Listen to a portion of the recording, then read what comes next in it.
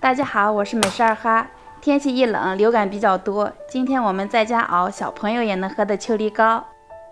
刚在菜市场买了5斤的梨，我这个品种呢是莱阳梨，你们做的时候也可以换成雪梨。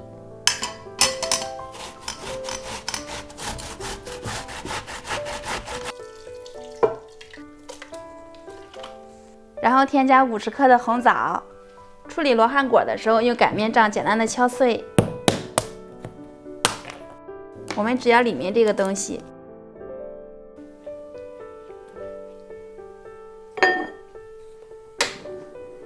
大火煮沸之后，又转小火炖了45分钟，这个状态呢就已经做好了。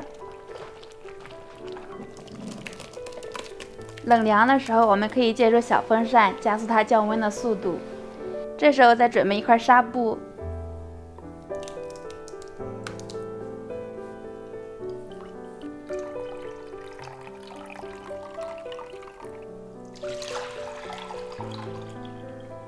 倒完梨汁之后，开大火煮开，一直煮到这样沸腾的状态。我们转小火慢慢熬。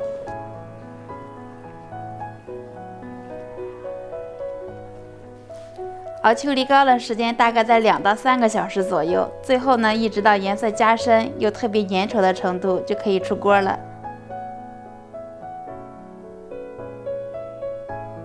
熬秋梨膏的时候呢，梨子不用去皮儿。